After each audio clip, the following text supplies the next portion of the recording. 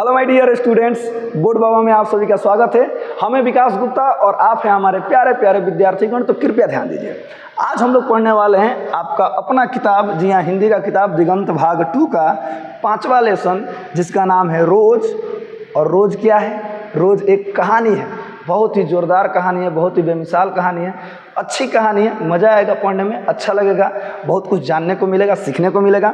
और रोज कहानी के कहानीकार कौन है? तो सच्चिदानंद हीरानंद वात्स्यायन अज्ञे जी हैं। कौन है? सच्चिदानंद हीरानंद वात्स्यायन अज्ञे जी हैं। क्या करता है वो एग्जाम में? केवल अज्ञे जी भी दे देता है, ठीक है। अज्ञे जी का पूरा नाम है सच्चिदानंद हीरानंद वात्स्यायन अज्ञे जी, आपको याद रखना है, ओके।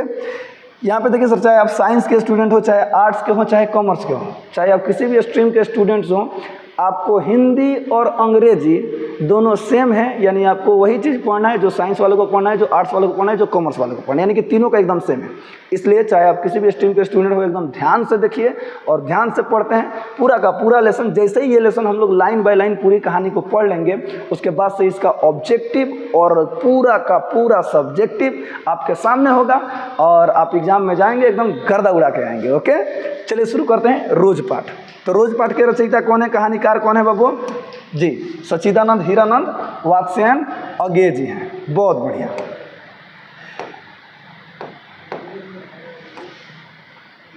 तो चलिए पाठ को शुरू करते हैं। कौन सा पाठ? तो सच्चिदानंद हीरानंद वात्स्यायन अज्ञे जी के द्वारा रचित रोज पाठ को, ओके। चलिए बाबू, मैं आपको बता दूं कि चाहे आपका जो भी लेसन है ना आपके हिंदी की किताब में या फिर इनफैक्ट अंग्रेजी की किताब में, उसमें सबसे पहले ना लेखक कवि के बारे में दिया है। यानी जिस लेखक ने, जिन कवि ने उस पाठ को लिखा है, उनके बारे में पूरी अच्छी तरह से यानी हर चीज़ जानकारी उसमें दी गई है, ठीक है। तो लेखक के बारे में हम लोग बाद में पढ़ेंगे। सबसे पहले क्या पढ़ेंगे? तो सबसे पहले पूरी की पूरी कहानी पढ़ेंगे, ओके। क्यों? क्योंकि लागे बगैर लेखक के बारे में पढ़ा हुआ तो लोग बाबू सूते, हम जान रहे, लागे नहीं लागे तार लोग, हम सब समझते हैं। लेकिन कहानी पढ़ेंगे तो कहानी सुनने में मज़ा आता है, अच्छा लगता है। इसलिए तो चलिए पहले कहानी पढ़ेंगे, उसके बाद से आपको अंत में लेखक के बारे में पढ़ाया जाएगा, ओके। एक एक चीज़। हाँ, आपके एग्जाम में ऑब्जेक्टिव में से लेखक के बारे में भी बहुत सारी ढेर सारी बातें पूछती हैं, हर चीज़ पूछती है, हर एक चीज़ आपको बताया जाएगा क्या पूछता है, क्या नहीं पूछता है, ठीक है। चलिए कुछ बातें थोड़ा सा जान लेते हैं इनके बारे में। ये थोड़ा सा बातें हैं, उसके बाद से पूरा का पूरा अंत में पढ़ेंगे, यानी वीडियो के अंत में, ओके। चलिए, पाठ को किन्होंने लिखा है बाबू? रोज पाठ को सच्चिदानंद हीरानंद वात्स्यायन अज्ञे जी ने लिखा है, या अज्ञे जी ने लिखा है। आगे देखिए, इनका जन्म कब हुआ था? 7 मार्च 1911 को हुआ था। निधन कब हुआ था? 4 अप्रैल 1987 ईस्वी में हुआ था। जन्म स्थान इनका कहाँ है? तो कसैया, कुशीनगर, उत्तर प्रदेश। जी हाँ, जन्म स्थान कसैया, कुशीनगर, उत्तर प्रदेश। मैं आपको बता दूं कि आपके हिंदी किताब में जितने भी लेसन है ना, प्रत्येक लेसन के कवि के बारे में एकदम शॉर्ट करके, प्रत्येक लेसन का नाम, उनके कवि के बारे में, जन्म स्थान, माता पिता का नाम, कुछ इंपॉर्टेंट बातें, एक अलग उसका वीडियो बन चुका है, उसका लिंक डिस्क्रिप्शन में है, जाकर देख लीजिए, उसको याद कर लीजिए। 100% आपका 10-15 नंबर कहीं भी नहीं जाने वाला है, समझ में। यानी प्रत्येक लेसन, प्रत्येक विषय के, प्रत्येक जो भी कवि हैं उनके बारे में है, छोटा छोटा करके एकदम बना दिया गया है एक वीडियो, एकदम शॉर्ट नोट्स की तरह लिख लीजिए और याद कर लीजिएगा, ओके। चलिए, तो ये इनके बारे में देखिए। इनका मूल निवास कहाँ है? तो करतारपुर, पंजाब में है। इनके माता का नाम क्या है? तो बेअंती देवी है, एवं पिता का नाम है डॉक्टर हीरानंद शास्त्री, ओके। हीरानंद शास्त्री क्या थे? तो प्रख्यात पुरातत्ववेत्ता थे, ओके। पुरातत्ववेत्ता का मतलब पता है क्या होता है बाबू? जितने भी आर्ट्स स्टूडेंट हैं ना, उनको पता होगा कि इसका मतलब क्या होता है। इसका मतलब होता है वैसे लोग जो पुरानी पुरानी चीज़ों की खोज करते हैं, पुरानी पुरानी सभ्यताओं की खोज करते हैं, यानी पुराने चीज़ों से जुड़े होते हैं, उनकी खोज करते हैं, उनके बारे में हमें बताते हैं, उनको कहा जाता है पुरातत्ववेत्ता, ओके। जैसे आप लोग को फर्स्ट लेसन है सिंधु सभ्यता है ना, आर्ट्स क्लास, जी हाँ, उसमें आपको पता चला होगा कि हड़प्पा सभ्यता का खोज किन्होंने किया था? हाँ, कौन किया था? दयाराम साहनी जी ने किया था। और मोहनजोदड़ो का खोज किन्होंने किया था? B.R. बनर्जी ने किया था। आपको ये पता है अच्छी तरह से। वे लोग पुरातत्ववेत्ता थे, यानी पुरातत्ववेत्ता होते हैं। तो वही इनके पिताजी भी थे, यानी हीरानंद शास्त्री जी, अज्ञे जी के पिताजी पुरातत्ववेत्ता थे, ओके।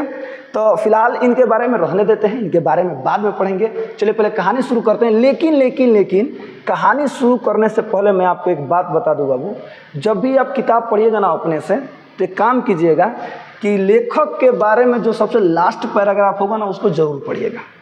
वो इसलिए कि जो लास्ट पैराग्राफ होता है ना, वो जो कहानी लिखे होते हैं या फिर निबंध होता है या फिर जो कुछ भी होता है, वो जो पाठ होता है ना, उस पाठ से रिलेटेड बातें लास्ट पैराग्राफ में लिखी जाती है और यहीं से आपके क्वेश्चन आंसर भी एकदम बेमिसाल और बेहतरीन बनते हैं। यानी क्वेश्चन आंसर जो आंसर होता है ना, इसमें से कुछ बातें क्या की जाती है, उसमें लिखी जाती है। आपको जब क्वेश्चन आंसर कराए जाएंगे तो आपको देखने को मिलेगा। ओके, चलिए लास्ट पैराग्राफ पढ़ते हैं कहानी को शुरू करने से पहले, क्योंकि ये बहुत इंपॉर्टेंट है। ये पढ़ने के बाद हमें पता चल जाएगा कि कहानी में क्या है, क्या हमें पढ़ना है। ओके, उसके बाद से कहानी को चालू करेंगे, लाइन बाय लाइन एक एक करके पढ़ते जाएंगे और देखते जाएंगे। देखिए लिखा है क्या, अज्ञे के द्वारा गैंग्रीन शीर्षक से 1934 में लिखी गई कहानी यहाँ प्रस्तुत है। अर्थात हमें क्या देखने को मिला, ये जो हम रोज पाठ पढ़ने जा रहे हैं रोज, इसका सबसे पहले नाम क्या था, गैंग्रीन। क्या नाम था बाबू, गैंग्रीन। बाद में इसका शीर्षक लेखक द्वारा रोज कर दिया गया।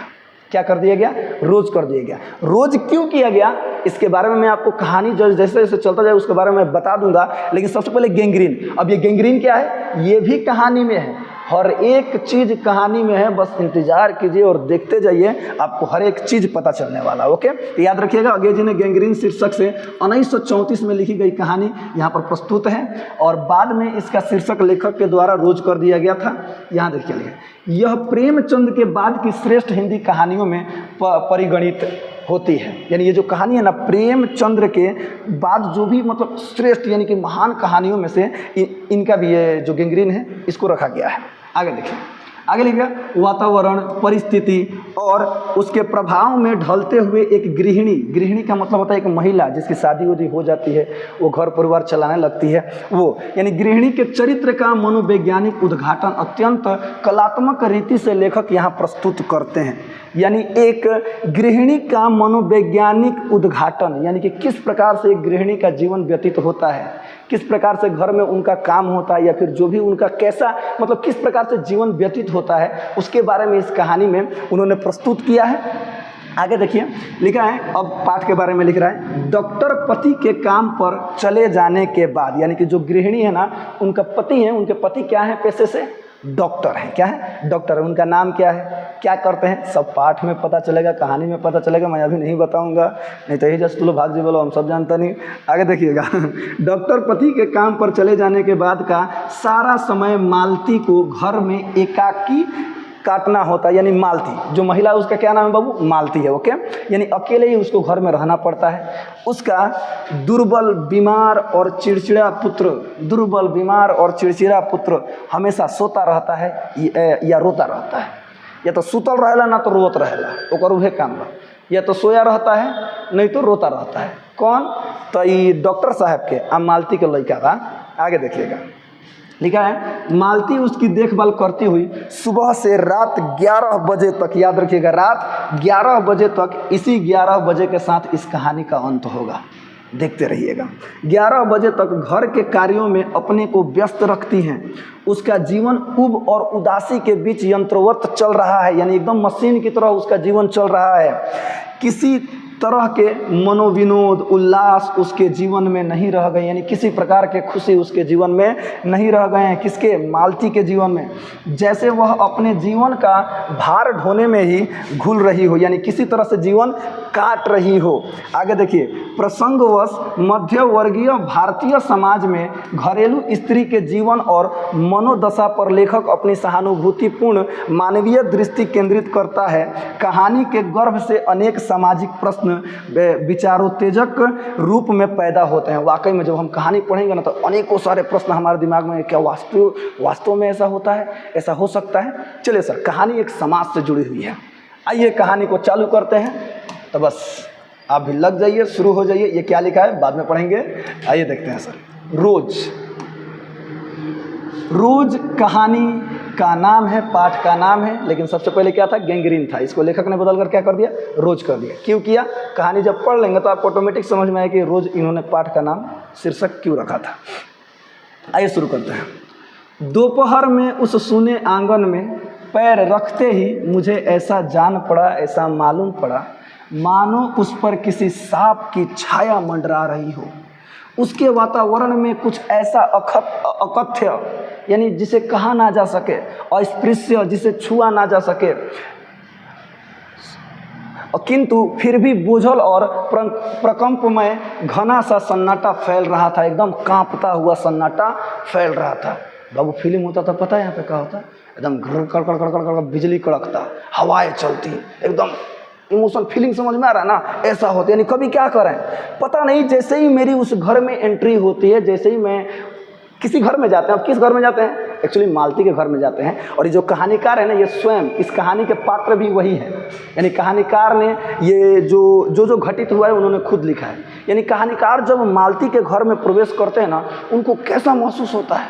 एकदम लगता है कि कैसा ये सन्नाटा छाया हुआ है भाई, एकदम क्या हो गया? एकदम ऐसा अकथ्य अस्पृश्य किंतु फिर भी बोझल सा प्रकंपमय घना सा सन्नाटा फैल रहा था उस घर में। एकदम ऐसी उस घर की दशा है। आगे देखिए, मेरी आहट सुनते ही मालती बाहर निकली। मेरी आहट, यानी जैसे ही मैं घर में घुसा, घर में एंट्री किया, तो मालती जैसे ही आहट सुनती है लेखक का, कवि का, तो वो बाहर निकलती हैं। मुझे देखकर, पहचान कर उसकी मुरझाई हुई मुख मुद्रा तनिक से मीठे विस्मय से जगी सी और फिर पूर्वत हो गई। यानी जैसे ही मालती ने कवि को, लेखक को, कहानीकार को देखा, वैसे वो देखकर थोड़ा सा मुस्कुराई, थोड़ा सा चेहरा पर खुशी आया। उसके बाद से फिर से वो जैसे थी ना, एकदम वैसे ही हो गई। यानी उदास चेहरा लिए फिर से उसका वही सिचुएशन हो गया। अब आगे देखिएगा। उसने कहा आ जाओ, यानी आ जाओ। मालती ने कहा आ जाओ, मैंने कहा आ जाओ। उनके घर पे गए हैं और बिना उत्तर की प्रतीक्षा किए भीतर की ओर चली गई। अब मैं आ रहा हूँ कि नहीं आ रहा हूँ, आई कि ना आई, बिना सुने उन्होंने कवि को देखा और देखकर बोला कि आ जाओ, और इतना कह कर वो अंदर चली गई। और कवि भी क्या हो गए, तो मैं भी उसके पीछे हो लिया, यानी कि मैं भी घर में चला गया, उनके पीछे पीछे चला गया। अब आगे देखिए, आगे लिखा है बाबू, भीतर पहुंचकर मैंने पूछा वे यहाँ नहीं हैं?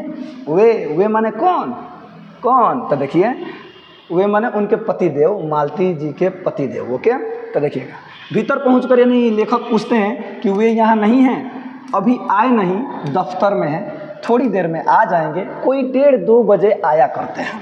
यानी मालती ने बताया कि नहीं अभी नहीं आए हैं, अभी दफ्तर में हैं, अभी ऑफिस में हैं, थोड़ी देर में आ जाएंगे, कोई 1:30-2 बजे आते हैं, 1:30-2 बजे आवेलन। अब आगे देखिएगा, कब के गए हुए हैं?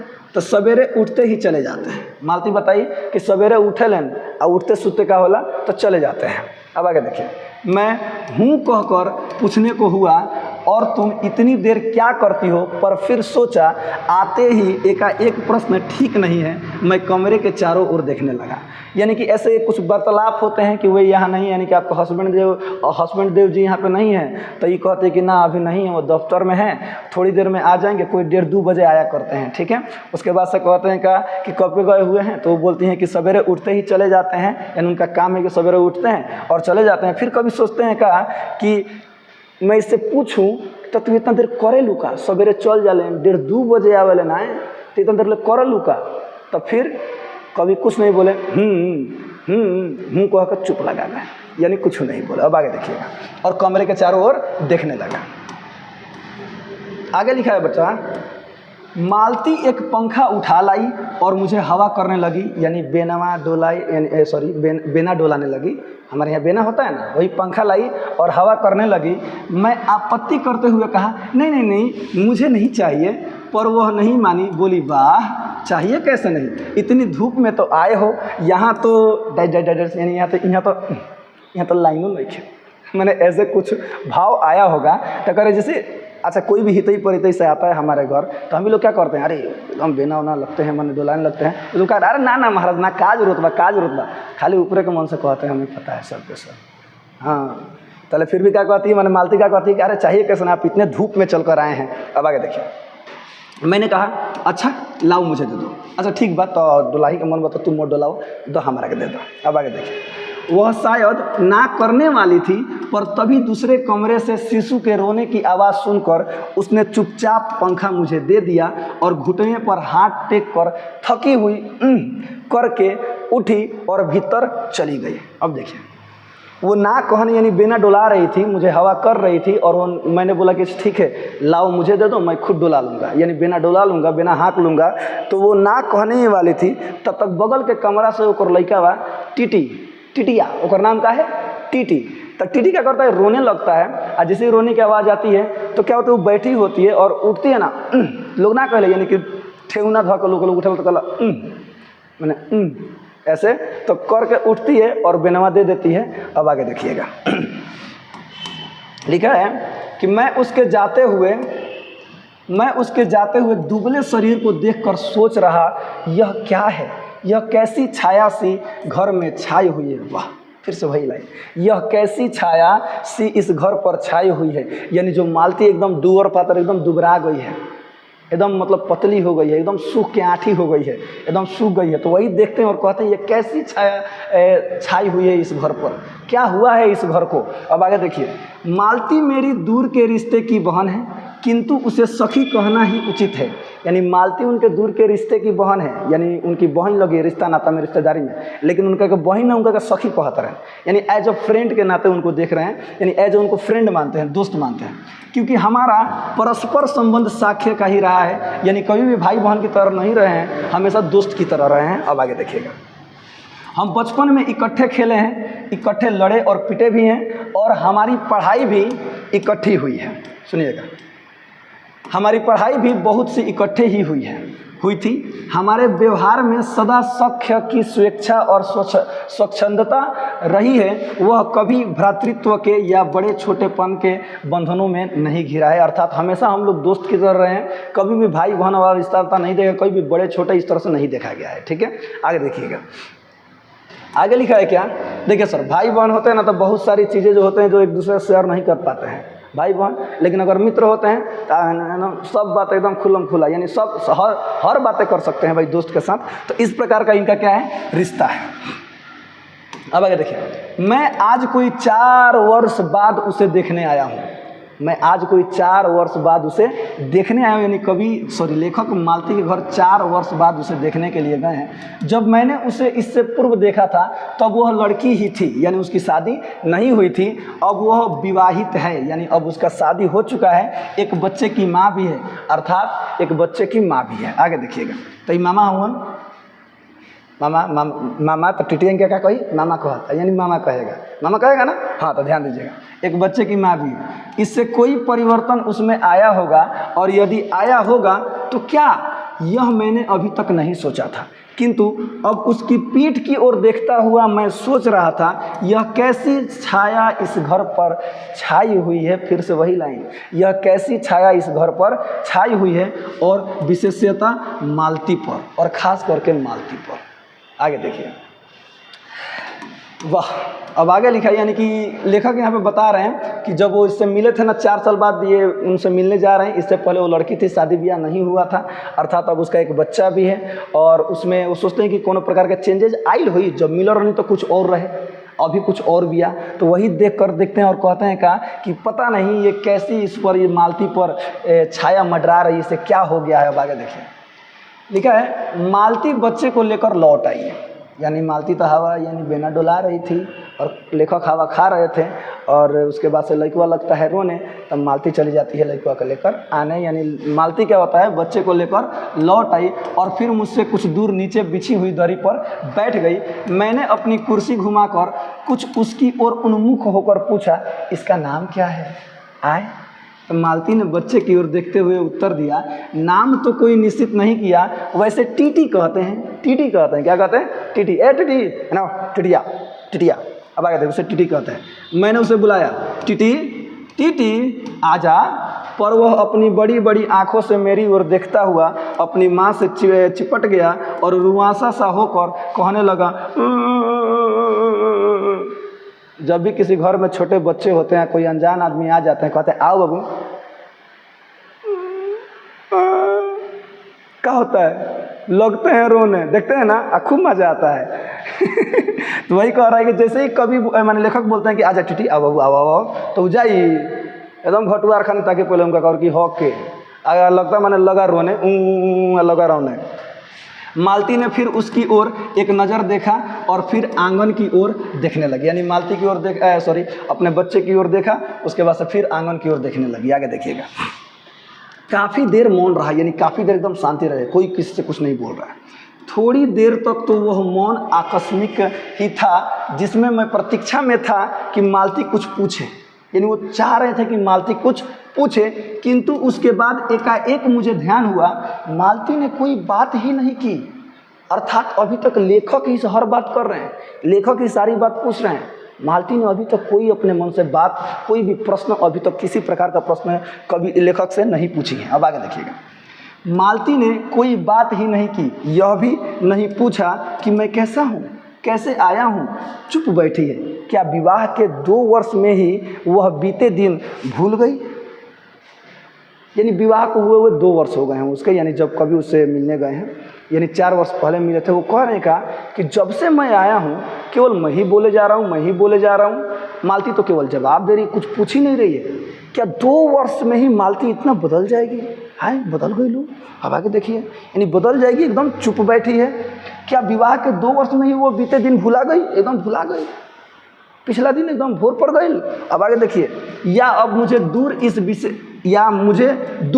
इस विशेष अंतर पर रखना चाहती है, क्योंकि वह निर्बाध स्वच्छंदता अब तो नहीं हो सकती, पर फिर भी ऐसा मौन जैसा अजनबी से भी नहीं होना चाहिए। अर्थात कह रहे का कहीं ऐसा हो सकता है कि अब उसकी शादी ब्याह हो गई है तो मुझे उस रिलेशन से दूर रखना चाहती है जो पहले था।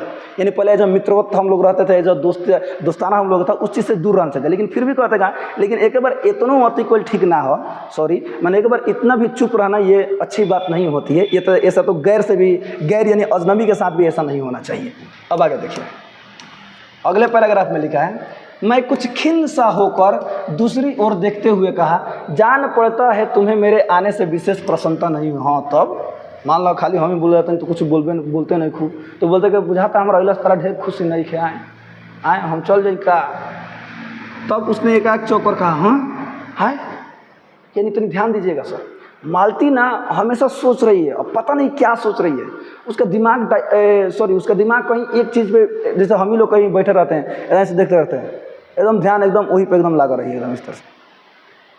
कोई कुछ कहता है, कुछ बोलने को बोल दिया है, पढ़ाने को पढ़ा दिया, उसके बाद से कहते हैं सुनाई ला, हाँ कहा ना। जैसे क्लास में आप लोग बैठे रहते हैं ऑफलाइन क्लासवा में, आए आप बोलते हैं, जैसे खूब बढ़िया से पढ़ा देते हैं, उसके बाद बताओ तो क्या बताइए, आए ये आप लोग का नहीं ना जाता है। हाँ, तो वही हाल यहाँ पर है, समझिएगा ठीक से। यानी वो कहीं सोच रही है, कहीं पर गुम है, यानी कहीं उसका दिमाग कहीं और है, इसलिए उनके बात को नहीं सुनती है और कहती है। अब आगे देखिए, यह हूँ प्रश्न सूचक था। यह जो हूँ था ना, उसने जो हूँ बोला, यानी मालती ने जो हूँ बोला, यह प्रश्न सूचक था। आगे देखिए, किंतु इसलिए नहीं कि मालती ने मेरी बात नहीं सुनी थी, केवल विस्मय के कारण, इसलिए मैंने अपनी बात दोहराई नहीं, चुप बैठा रहा। यानी लेखक जो हैं वो जो सवाल पूछते हैं कि जान पड़ता है तुम्हें मेरे आने से विशेष प्रसन्नता नहीं हुई, मालती इस प्रश्न को सुन ही नहीं पाती है। वो किसी विस्मय के कारण वो कहीं खोई हुई है, कहीं डूबी हुई है, दुख में है, ऐसा समझ सकते हैं। इसीलिए उसने कुछ नहीं बोला और कवि ने भी क्या किया, अपने बात को नहीं दोहराया और चुप बैठे रहे। मालती कुछ बोली ही नहीं, मालती कुछ भी नहीं बोली। तब थोड़ी देर बाद मैंने उसकी ओर देखा, वह मेरी ओर देख रही थी, किंतु मेरे उधर उन्मुख होते ही उसने आंखें नीचे कर ली। अर्थात मैं मालती की ओर थोड़ी देर वो मतलब बैठे हुए थे, वो क्या की थी, मालती लेखक की ओर इस तरह से देख रही थी। जैसे ही लेखक ने यानी जैसे ही नज़रिए में नज़रिया मिलाएं, तब तक वो क्या हुआ, तब तक वो मैंने नज़र इस तरह से फेर ली। ऐसा होता है? हाँ, तो बिल्कुल होता है, तो ध्यान दीजिएगा। यानी जैसे ही मालती मतलब लेखक को देख रही हैं और लेखक जैसे ही इनको देखते हैं ना, चलो नज़र इस तरह से घुमा, नज़रें फेर लेती हैं। अब आगे देखिए, फिर भी मैंने देखा उन आँखों में विचित्र सा भाव था। वाह, आँखों में देखकर पहचान लेते हैं, आँखों में विचित्र सा भाव था, मानो मालती के भीतर कुछ चेष्टा कर रहा हो, यानी किसी चीज़ के लिए वो बेचैन हो, किसी बीती हुई बात को याद करने की, यानी किसी बीती हुई बात को याद करने की चेष्टा कर रहा उसका मन, किसी बिखरे हुए वायुमंडल को पुनः जगाकर गतिमान करने की, किसी टूटे हुए व्यवहार तंतु को पुनर्जीवित करने की और चेष्टा में सफल न हो रहा हो, वैसे जैसे बहुत देर से प्रयोग में न लाए हुए अंग को व्यक्ति एकाएक उठाने लगे और पाए कि वह उठता ही नहीं है, चिर विस्मृति में मानो मर गया है, उतने क्षीण बल से यद्यपि वह सारा प्राप्य बल है उठ नहीं सकता। मुझे ऐसा जान पड़ा मानो किसी जीवित प्राणी के गले में किसी मृत जंतु का तोप डाल दिया गया हो, वह उसे उतार कर फेंकना चाहे पर उतार ना पाए। अर्थात मालती बंदिशों में बंध चुकी है। वो सोच रही है और सोच कर भी कुछ नहीं कर पा रही है, वो सोच कर भी कुछ नहीं कर पा रही है। उसी के बारे में कवि लेखक यहाँ पर क्या किए हैं, प्रस्तुत किए हैं। वो देख लेते हैं कि मालती की आंखों में एक अलग सा एक विचित्र सा भाव था, यानी वो चाहती है कि मैं कुछ करूं, वो चाहती है लेकिन चाह कर भी कुछ नहीं कर पा रही है। ऐसा कुछ यहाँ पर लेखक हमें बताना चाहते हैं। अब आगे देखिए, अगला पैराग्राफ में लिखा है बाबू, तभी किसी ने केवाड़ी खटखटाया। कौन खटखटाएगा? हाँ, केवाड़ी खटखटाया। तो देखिए मैंने मालती की ओर देखा पर वो हिली नहीं। जब किवाड़ दूसरी बार खटखटाए गए तब शिशु को अलग करके उठी और किवाड़ खोलने लगी। अर्थात मालती देखिए कितनी बेचारी दुख में है, कितनी विस्मय है। वो बैठी हुई है, टिटिया को लिए हुए बैठी हुई है, किवाड़ी एक बार खटखटाया जा रहा है, उसे नहीं पता चल रहा है, खोई हुई है। दोबारा जब खटखटा, हाँ, तब उसका होश खुलता है, टीटी को रखती है, आज जा करके किवाड़ी खोलती है। अब आगे देखिएगा, वे यानी मालती के पति आए, यानी अब आगे बढ़े, बुझाता 1:30-2 बज गई। अब आगे देखिएगा, मैंने उन्हें पहली बार देखा था, यानी पहली बार देखा था, यद्यपि फोटो में उन्हें पहचानता था, यानी फोटो में देखा था। परिचय हुआ, मालती खाना तैयार करने आंगन में चली गई और हम दोनों भीतर बैठकर बातचीत करने लगे, उनकी नौकरी के बारे में, उनके जीवन के बारे में, उस स्थान के बारे में और ऐसे अन्य विषयों के बारे में जो पहले परिचय पर उठा करते हैं। एक तरह का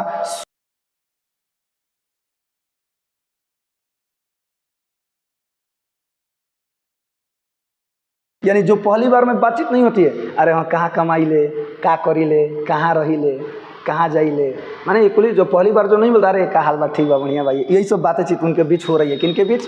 तो लेखक के बीच और मालती के पति के बीच। अब आगे देखिएगा, मालती के पति का नाम महेश्वर है।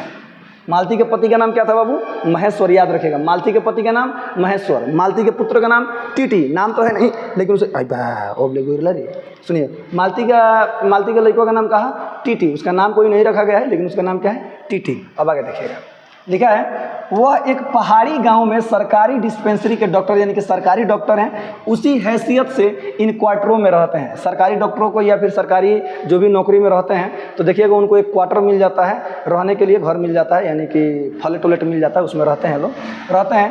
प्रातःकाल 7 बजे डिस्पेंसरी चले जाते हैं और 1:30 या 2 बजे लौटते हैं। उसके बाद दोपहर भर छुट्टी रहती है, केवल शाम को 1-2 घंटे फिर चक्कर लगाने के लिए जाते हैं। डिस्पेंसरी के साथ छोटे से अस्पताल में रोगियों को देखने और अन्य जरूरी हिदायतें करने, उनका जीवन भी बिल्कुल एक निर्दिष्ट धर्य पर चलता है। नित्य वही काम, उसी प्रकार के मरीज, वही हिदायतें, वही नुस्खे, वही दवाइयाँ, वह स्वयं उकताए हुए हैं और इसलिए और साथ ही इस भयंकर गर्मी के कारण वह अपने फुर्सत के समय में भी सुस्त ही रहते हैं। अर्थात गर्मी का मौसम है, कौन सा मौसम है वो? गर्मी का मौसम है, याद रखिएगा। यानी उनका भी काम वही है, वो भी एक मशीन की तरह हो गए। रोज़ उठना है, जाना है, मरीजों से मिलना है, उनको दवाई करना है, सुई देना है, जो भी है, मैंने बस उनको हिदायतें देना है, बस उसी में वो भी लगे रहते हैं। इसलिए वो भी क्या रहते हैं सर, हमेशा सुस्त रहते हैं। उनका भी वही हाल है। मालती के पति का नाम, मालती के पति का भी वही हाल है, उनका नाम क्या है? महेश्वर है। अब आगे देखिए, मालती हम दोनों के लिए खाना ले आई। मैंने पूछा तुम नहीं खाओगी या खा चुकी? महेश्वर बोले कुछ हंसकर, वो पीछे खाया करती है, यानी वो बाद में खाया करती है, ध्यान दीजिएगा। पति 2:30 बजे खाना खाने आते हैं, इसलिए पत्नी 3 बजे तक भूखी बैठी रहेगी। वाह, पत्नी जो पति हैं वो 2:30 बजे आते हैं, जरा सोचिए, और पत्नी तब तक भूखी रहेगी। पहले के ज़माना में होता रहे बाबू, जले घर का मरद लोग ना खाई तो मेहरारू लोग खाओ ना, लेकिन ये बारा खैबो चाहे मत खाओ, ने जा पहले है ना, हई पेट भरी, ओकर बाद केहू को भरो चाहे मत भरो से मतलब नहीं खे। मैंने एक्चुअली अभी भी नहीं है, ये छोटा सा मजाक था, सीरियस मत लीजिएगा। तो ध्यान दीजिए, पति 2:30 बजे खाना खाने आते हैं, इसलिए पत्नी 3 बजे तक भूखी बैठी रहेगी। महेश्वर खाना आरंभ करते हुए मेरी ओर देखकर बोले, आपको तो खाने का मज़ा ही क्या आएगा, ऐसे बेवक्त खा रहे हैं। मैंने उत्तर दिया, यानी कि लेखक ने उत्तर दिया, वाह, देर से खाने पर तो और भी अच्छा लगता है, भूख बड़ी हुई होती है, पर शायद मालती बहन को कष्ट होगा। जी हाँ, पर मालती बहन को कष्ट होगा, क्योंकि बताइए सुबह से नहीं खाइए, 2:30-2 बजे खाएंगी, आए बाद में खाएंगी, ये थोड़ा सा गलत बात है, ये लेखक कह रहे हैं। मालती टोक कर बोली, तो नहीं कहते, मालती टोक कर बोली, मेरे लिए तो यह नई बात नहीं है, रोज़ ही ऐसा होता है, हमारा खातिर नया बात, हमारा रोज़ होला। मालती बच्चे को गोद में लिए हुए थी, बच्चा रो रहा था पर उसकी ओर कोई भी ध्यान नहीं दे रहा था। बच्चा रो रहा था पर उसकी ओर कोई भी ध्यान नहीं दे रहा था। बच्चा कौन? टिटिया, टिटी। हाँ, मैंने कहा, यह रोता क्यों है, ये इतना रोवत का है बा? अब आगे देखिएगा। मालती बोली, हो ही गया है चिड़चिड़ा सा, हमेशा ही ऐसा रहता है। फिर बच्चे को डांट कर कहा, चुप कर, चुप कर, चुप। डैश। हमारे घर पे हमारे मम्मी मैंने सभी के क्या होता है, चुप, डैश डैश, चुप। खूब बढ़िया एगो शब्द का प्रयोग होता है ना। हाँ, मज़ा आ जाता है कि ना जी, वो भी एक जीवन होता है, वो भी लाइफ हो जाता है, वो भी लाइफ होता है, मज़ा आता है। यहाँ देखिए, चुप कर, चुप, मैं थप दे, मुँह घूम जाए, रोता रहो, चलो और ही लगता है रोने। यहाँ देखिए, चुप कर, जिससे वह और भी रोने लगा। सही बात है, मान लीजिए किसी को, जब मान लीजिए चुप, बाबू चुप है, जो प्यार से चुप करेंगे तब ना, चुप, खाली रोता दिन भर, तो और ही भें चालू हो जाला अपनी सके, रोने लगा। मालती ने भूमि पर बैठा दिया और बोली, अच्छा ले, रो तोरा जितना रो, बैठ, बैठ, खूब बढ़िया सब, बैठ, रो, अब रो तोरा जितना रो एक बार। और रोटी लेने आंगन की ओर चली गई। अब आगे देखिएगा। जब हमने भोजन समाप्त किया तब 3 बजने वाले थे। जैसे ही भोजन हो गई तब क्या बजने वाले थे? 3 बजने वाले थे। महेश्वर ने बताया कि उन्हें आज जल्दी अस्पताल जाना है, वहाँ 1-2 चिंताजनक केस आए हुए हैं जिनका ऑपरेशन करना पड़ेगा। 2 की शायद टांग काटनी पड़े, गैंग्रीन हो गया है। अब ये गैंग्रीन हो गया है, गैंग्रीन क्या है? गैंग्रीन क्या है सर? तो गैंग्रीन एक प्रकार का घाव है जो कांटा के चुभने से हो जाता है। हमने यहाँ चुभता तो गोणखूल हो जाला, क्या बोला? गोणखूल। तो पता ना कौन प्रकार का एक प्रकार कांटा होगा, इसको होने से घाव हो जाता है, पैर और फूल जाता है, पैर काटने की नौबत आ जाती है। यानी जहाँ पे कांटा चुभता है उसका मतलब लगभग खेल खत्म हो जाता है। यहाँ देखिएगा, गैंग्रीन हो गया है। कौन कह रहे हैं? तो ये मालती के पति यानी महेश्वर कह रहे हैं कि गैंग्रीन हो गया है किसी मरीज को, मुझे तुरंत जाना होगा हॉस्पिटल में। सुनिएगा। थोड़ी देर में वह चले गए। मालती किवाड़ बंद करके आई और मेरे पास बैठने ही लगी थी कि मैंने कहा, अब खाना तो खा लो। देखो कितना चिंता हो बेचारी को है, अभी नहीं खेले, खाना तो खा लो। आगे देखिए, मैं उतनी देर टीटी से खेलता हूँ। वह बोली, खा लूँगी, मेरे खाने की कौन बात है, किंतु चली गई। खा ले, हमारा खैला के कौन फेर में बढ़ा लो, हम खाएम ना। फिर क्या हुई? चली गई। मैं टीटी को हाथ में लेकर झुलाने लगा, जिससे वह कुछ देर के लिए शांत हो गई। यानी टीटी का आवाज़ मान गई, चिन्ह गई, बुझा तो बड़ा हल्दी चिन्ह गई रही। हाँ, लेखक को चिन्ह गया। आगे देखिए, दूर शायद अस्पताल में ही 3 खड़के देखिए सर। पहले के ज़माने में ना घंटी जो होता था ना, माना अभी भी होगा, घंटी जो होता था ना, जब जैसे 1 बजता था, एक बार घंटी मारता था, टन। 2 बजता था तो टन टन, 3 बजता था तो टन टन टन, 3-4 बार जय बार बजता था तो एक बार टन टन आता था। अब आगे देखिएगा। हाँ, तो दूर शायद अस्पताल में 3 खड़के यानी 3 बार घंटी बजा। एकाएक मैं चौंका। मैंने सुना मालती वही आंगन में बैठी अपने आप ही एक लंबी सी थकी हुई सांस के साथ कह रही है, 3 बज गए, 3 बज गए। बाप रे बाप, यानी दिन काटल जाता। तो ध्यान दीजिएगा, दिन यहाँ पर मालती काट रही है, समय काट रही है। आप देखे होंगे, देखिएगा सर, बहुत ख़राब लगता है किसी का इंतज़ार करना। जैसे स्टेशन पे गए होते हैं, कभी देखिएगा, आप अभी गए होंगे ना, तो बैठिए खूब, कोई आज ट्रेन आने वाले होते हैं, इंतज़ार करने गए होते हैं, खास करके इंतज़ार करने गए होते हैं। तो क्या होता है? तो टाइम देखते हैं, मान लीजिए कि 2:20 हो रहा है। अब फिर तनी देर बाद देखेंगे ना, तो लो अभी 25 होता, तारा बुझाई कि हम 20 मिनट बाद देख ले बने। टाइम कटता ही नहीं है, क्यों लोग बस काट रहे हैं। तो वही मालती किसी तरह से अपना समय काट रही है, जीवन काट रही है। मानो बड़ी तपस्या के बाद कोई कार्य संपन्न हो गया, यानी मानो बड़ी, ऐसे वो बोली ना, मतलब 3 बज गए, ऐसे मतलब सांस भर कर बोली कि मानो किसी बड़ी तपस्या के बाद कोई कार्य संपन्न हुआ हो, यानी खत्म हुआ हो। थोड़ी ही देर में मालती फिर आ गई। मैंने पूछा, तुम्हारे लिए कुछ बचा भी था? सब कुछ तो अब कुछ कोहे वाला रहलन। तो लगा अरे बहुत था। मालती बोली बहुत था? हाँ बहुत था। भाजी तो सारी मैं ही खा गया था। भाजी मैंने साग, बथुआ का साग, सरसों के साग, करनी के साग, खा लो, पालकी के साग। हाँ, तो भाजी के जो भाजी था मैं साग तो हम ही खा गए, तारा खाती का बचल है, वहाँ बचा कुछ होगा नहीं। यो ही रोब तो न जमाओ कि बहुत था, मैंने हंस कर कहा। हाँ, खाली झूठ बोलता रहू, कुछ हो ही, मैं भाजी तो हम ही खा गए, मैं हई सागवा तो हम ही खा गए, तारा खाती क्या बचल है, यही खाली झूठ बोलता रहो, हंस कर बोले थे लेखक ने। अब आगे देखिए, लिखा है, मालती मानो किसी और विषय की बात कहती हुई बोली, यहाँ सब्जी वब्जी तो कुछ होती ही नहीं, कोई आता जाता है तो नीचे से मंगा लेते हैं। मुझे आए 15 दिन हुए, जो सब्जी साथ लाए थे वही अभी बढ़ती जा रही है। वाह, पहले 15 दिन हो गया है और जो सब्जी वब्जी आटा चाउर जो संगे आई रहे ना वह अभी ले खाता लो, यानी वही में अभी काम चला था। पहाड़ी इलाका है, मिल नहीं रहा है, खेती बाड़ी हो नहीं रही होगी। अब आगे देखिएगा, लिखा है, मैंने पूछा, मैंने माने लेखक, कौन लेखक? अज्ञेय जी। सुनिएगा, मैंने पूछा नौकर कोई नहीं है? नौकर वोकर ना रख लेला? कोई ठीक मिला नहीं, शायद 2-1 दिन में हो जाए। माने कौन ठीक से नौकर आइल नहीं खसन, मिलल नहीं खसन, शायद 1-2 दिन में मिल जासन, ऐसा हो सकता है। अब आगे देखिएगा, बर्तन भी तुम ही मांजती हो? बर्तन भी तुम ही मांजती हो? अरे कौन? और कौन? सॉरी, और के माली, और के मली करबा, सॉरी मैंने और के मली, और क्या मली? हम ना मले तो घर में बनी, हम तो मली के, मैंने वही मैंने कर से और कौन मलेगा बताइए आए? कह कर मालती क्षण भर आंगन में जाकर लौट आई।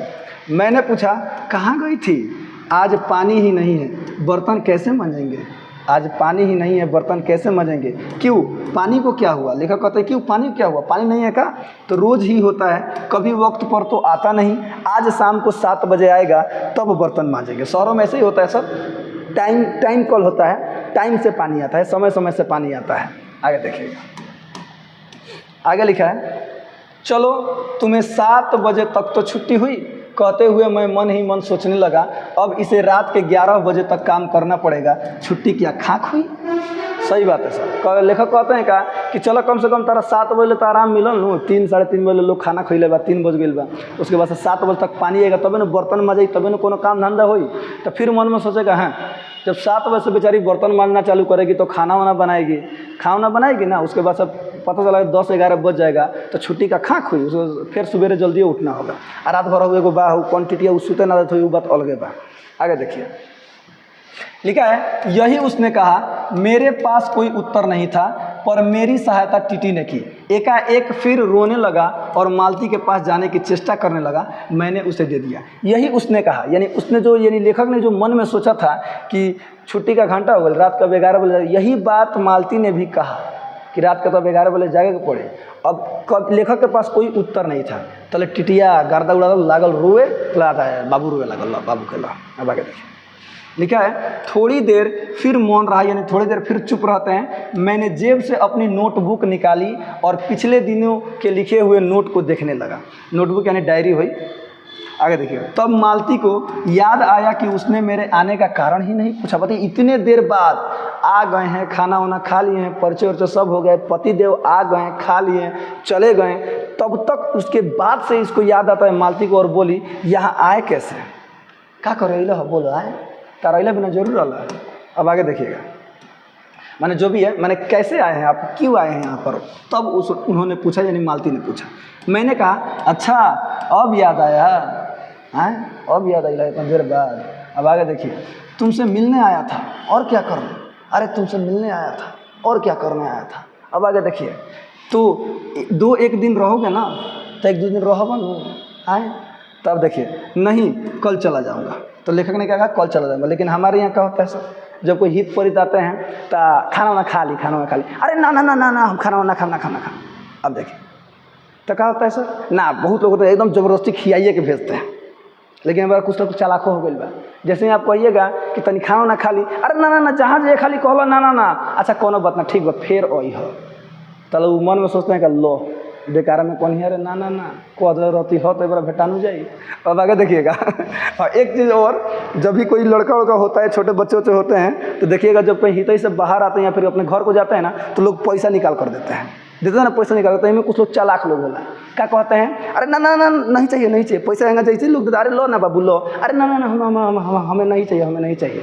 बाबू चालाक बनिए, तेज बनने की आवश्यकता नहीं है, चुपचाप मिलो तो ये खाली हैंगा करो, ना ना ना ना ना धरो हैंगा ले लो, समझ में आया ना। तो बाद में रास्तों में मैं रास्ता पछता ही के पड़ी, कहेंगे का बेकारे में छोड़नी है, ले ले रहती भला।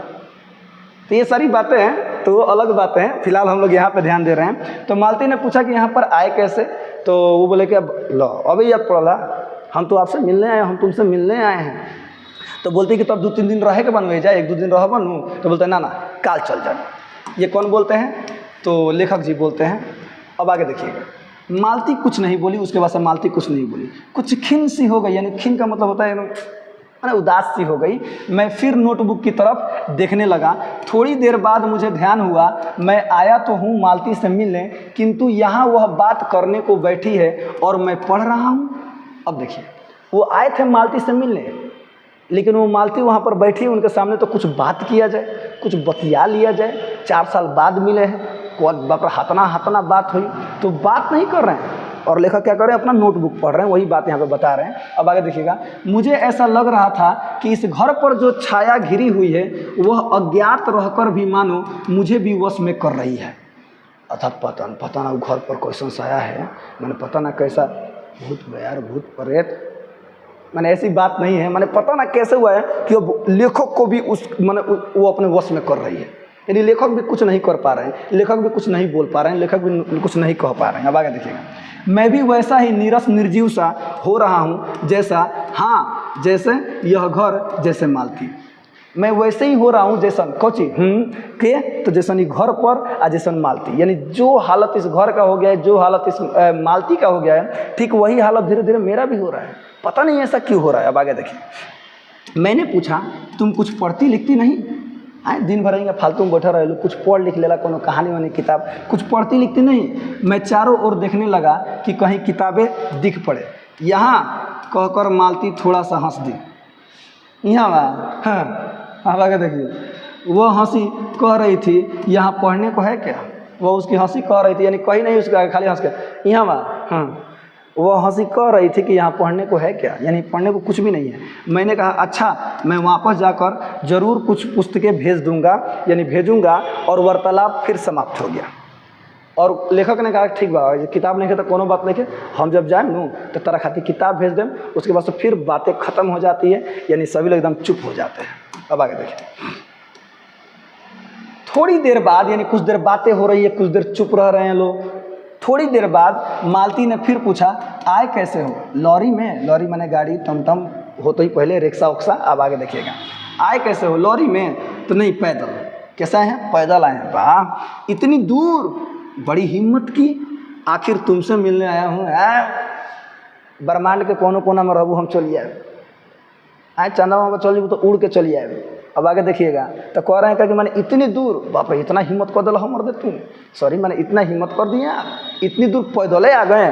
तो कह रहे हैं आखिर तुमसे मिलने जो आया हूँ, 4 साल बाद आए मैंने, बाप रे बाप। अब आगे देखिए, ऐसे ही आए हो, नहीं कूली पीछे आ रहा है सामान लेकर, मैंने सोचा बिस्तरा ले चलूँ, यानी सामान लेकर मैंने सोचा बिस्तर, यानी अपन बोरिया बिस्तर जौन भी बा उस संगे संगे लेके आवता, यानी कुली पीछे से लेके आवता, अभी पहुंचा नहीं है। अब आगे देखिए, अच्छा किया, यहाँ तो बस डैश डैश डैश कहकर मालती चुप रह गई। फिर बोली तब तुम थके होगे, लेट जाओ। यानी मालती पूछती है कि कुछ लेकर नहीं आए हो क्या, आता नहीं कुली लेकर आ रहा है, मैंने सोचा बोरिया बिस्तर, यानी बिस्तरा उस्तरा सुते होता है सब लेके चल चली।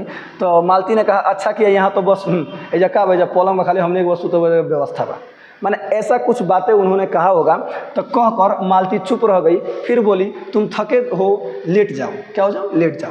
नहीं बिल्कुल नहीं थका, और थका नहीं याद पड़ता है, 4 साल बाद मिलना है, जरा सोचिए। नहीं बिल्कुल नहीं थका, यानी अज्ञे जी क्या कहते हैं, नहीं मैं बिल्कुल नहीं थका, मैं बिल्कुल भी नहीं थका हूँ, रहने भी दो, थके नहीं, भला थके हैं। और तुम क्या करोगी, मैं बर्तन मांज रखती हूँ। अब देखिएगा, और तुम क्या करोगी, मैंने कहा नहीं थके, इतना दूर से चल कर आए हैं, क्या ऐसे बतिया रहे हैं, जाकर आराम कीजिए ना, मैं तब तक बर्तन मांज के रखती हूँ। अब आगे देखिए, आए कह रहे हैं, मैंने कहा वाह, क्योंकि और कोई बात मुझे सूझी ही नहीं। बोले अरे वाह वाह वाह, बिल्कुल बिल्कुल। उसके बाद से और कोई बात कौन बाकी वो बोली है, यानी ये सब लोग चुप रह रहे हैं। अब आगे देखिएगा, थोड़ी देर में मालती उठी और चली गई, टीटी को साथ लेकर, यानी उठी और टीटी को साथ लेकर चली गई। तब मैं भी लेट गया और छत की ओर देखने लगा। मेरे विचारों के साथ आंगन से आती हुई बर्तनों की घिसने की खन खन ध्वनि मिलकर एक विचित्र एक स्वर उत्पन्न करने लगी, जिसके कारण मेरे अंग धीरे धीरे ढीले पड़ने लगे और मैं ऊँघने लगा, यानी भंगुआने लगा। हाँ, और क्या होने लगा, तो भंगवाने लगा, यानी ऊँघने लगा। देखिए जब बर्तन, तो मैं जब घिसना का आवाज़ देखे ना कि कोई होता है ना, रुआ खड़ा हो जाता है जब कोई चीज़ घिसने की आवाज़ आती है। तो वही कह रहे हैं कि जैसे मतलब बर्तन की आवाज़, जो खन खन की आवाज़ आ रही थी ना, वो धीरे धीरे मेरे अंगों को ढीला करने लगी और मैं सुस्त पड़ने लगा और मैं भंगवाने लगा और ऊँघने लगा, यानी सोने लगा। अब आगे देखिए, एकाएक वह एक स्वर टूट गया, मौन हो गया, यानी एकाएक जो बर्तन मजात रहे नु, एक बाई को स्वर क्या हो गया, वो ध्वनि क्या हो गया, खत्म हो गया और मौन हो गया। इससे मेरी तंद्रा भी टूट गई। ऐसे जब सुधर है तंद्रा भी टूट गई। मैं उस मौन में सुनने लगा, उस शांति में सुनने लगा। क्या, चार खड़क रहे थे, खड़क ऊपर खड़क ना, टन टन टन टन टन टना टन टन टन टारा। हाँ, तो चार खड़क रहे थे। कौची, तो घंटिया, घड़ी वाला घंटिया खड़क रहे थे। और इसी का पहला घंटा सुनकर मालती रुक गई। अब आगे देखिए, वही 3 बजे वाली बात मैंने फिर देखी, अब की बार और उग्र रूप में। मैंने सुना मालती एक बिल्कुल अनैच्छिक अनुभूति विहीन, ठीक है, नीरस यंत्रवत, वह भी थके हुए यंत्र के से स्वर में कह रही है, 4 बज गए। जरा सोचिए लेखक यहाँ किस तरह से बातों को प्रस्तुत कर रहे हैं। शुरू में 3 बजा तो मालती वही थके स्वर में, यानी किसी तरह से दिन काट रही और कह रही है 3 बज गए। अब बर्तन माज रही होती है, जैसे ही पहला घंटा बजता है तो रुक जाती है, और गिनने के बाद जैसे ही 4 बज जाता है तो कहती है कि 4 बज गए।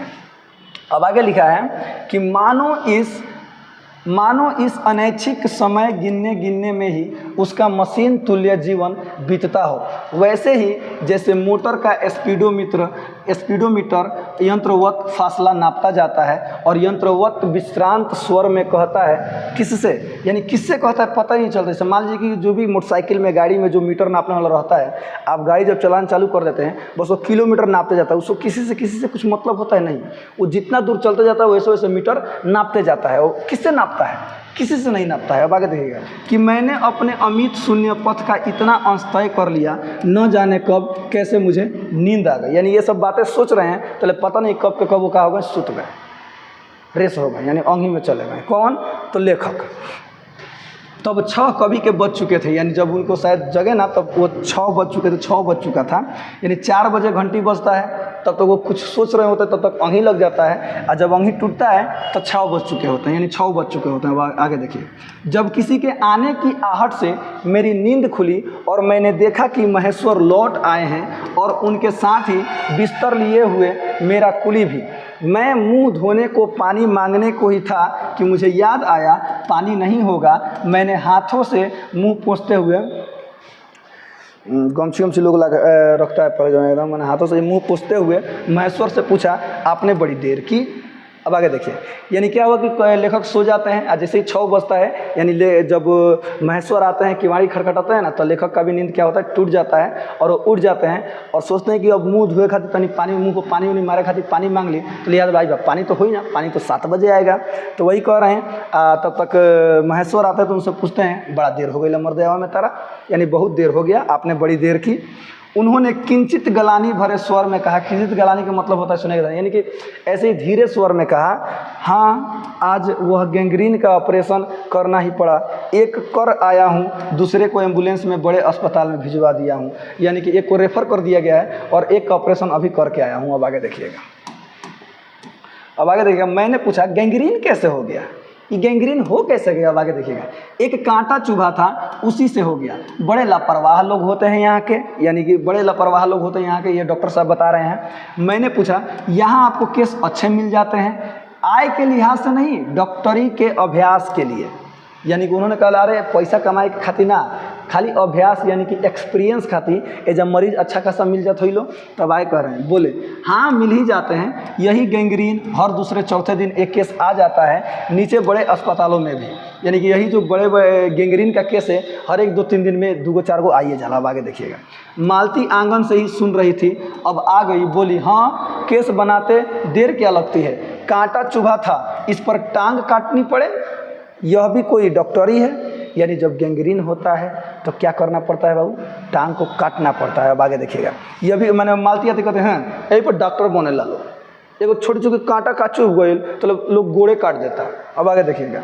हर दूसरे दिन किसी की बाँह काट आते हैं और इसी का नाम है अच्छा अभ्यास। यही पर अपना आपको माने डॉक्टरे लोग को ही हर दूसरे दिन केहू बाँह काट देवे के बा, केहू हाथ काट देवे, केहू गोड़ काट देवे के बा, यही पे लोग डॉक्टरे बनी लो। अब आगे देखिए।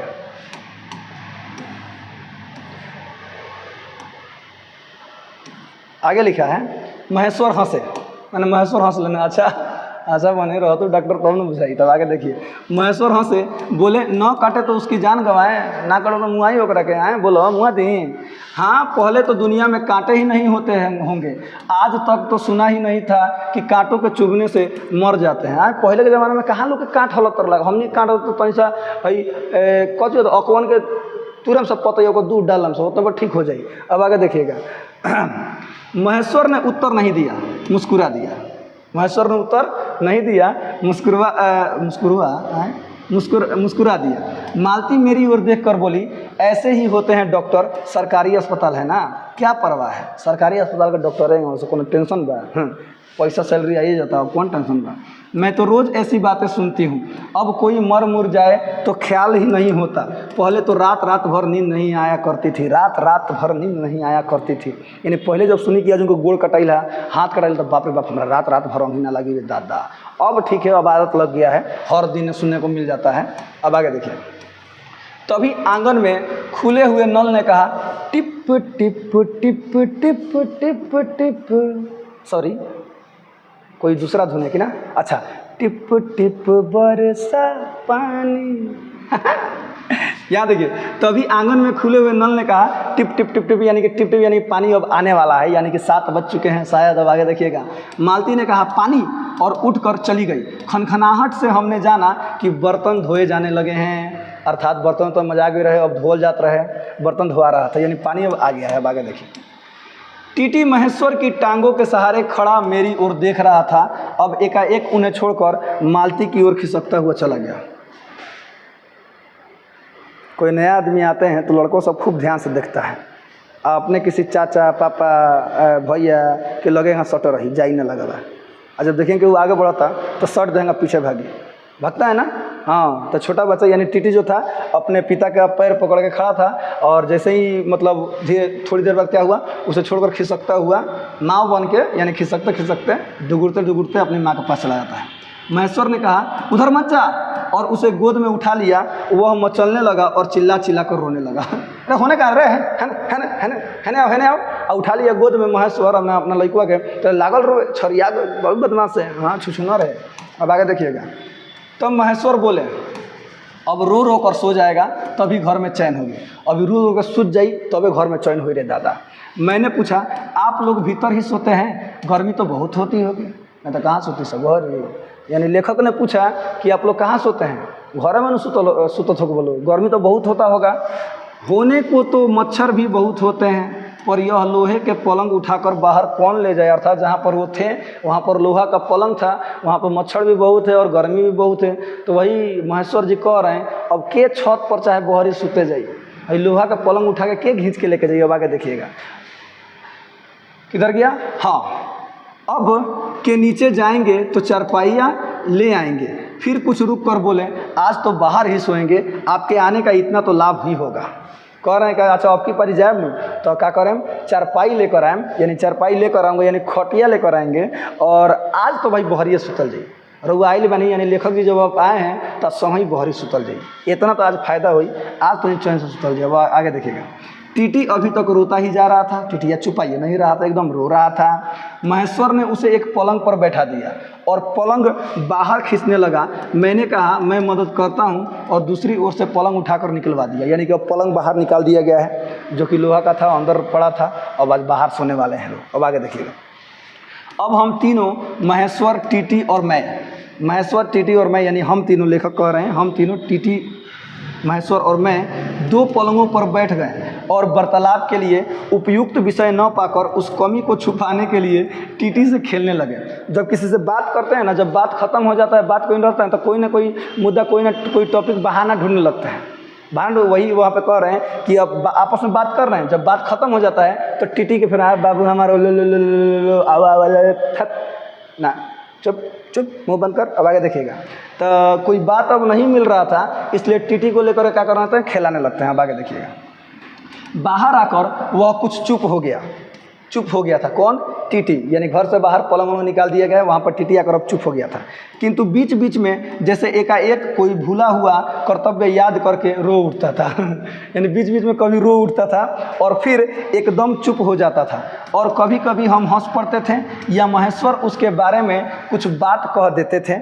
मालती बर्तन धो चुकी थी। अब देखिएगा, मालती बर्तन धो चुकी थी। जब वह उन्हें लेकर आंगन के एक ओर रसोई के छप्पर की ओर चली, तब महेश्वर ने कहा, थोड़े से आम लाया हूँ, आम ले लो, आम ले लो। आम लाया हूँ कौन? मैंने महेश्वर आम लेकर आए हैं, वह भी धो लेना। कहाँ है? मालती पूछती है कहाँ है?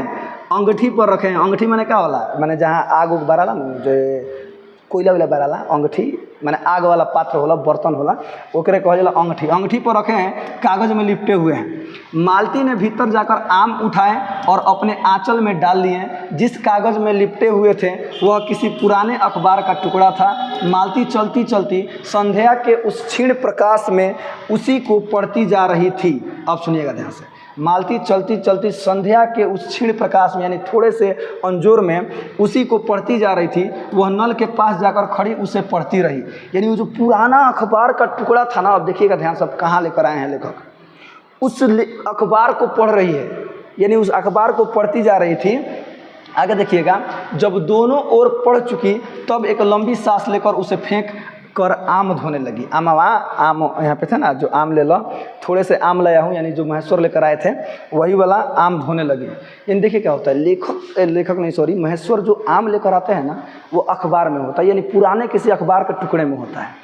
और उस अखबार के टुकड़े को ना ये पढ़ रही है खूब ध्यान से, और पूरा का पूरा अखबार पढ़ जाती है। उसके बाद से लंबी सांस लेती है, उसके बाद से उसको फेंकती है, उसके बाद से आम धोने लगती है। ज़रा देखिए, मुझे एक याद आया। अब यहाँ पे छोटी सी कहानी वहाँ पे प्रस्तुत किए हैं हमारे अज्ञेय जी। देखिएगा क्या कह रहे हैं। मुझे एकाएक याद आया, बहुत दिनों की बात थी जब हम अभी स्कूल में भर्ती हुए ही थे, जब हमारा सबसे बड़ा सुख, सबसे बड़ी विजय थी हाजिरी हो चुकने के बाद चोरी से क्लास से निकल भागना और स्कूल से कुछ दूरी पर आम के बगीचे में पेड़ों पर चढ़कर कच्ची आमियाँ तोड़कर खाना। मुझे याद आता कभी जब मैं भाग आता और मालती नहीं आ पाती थी, तब मैं खिन्न मन लौट आया करता था।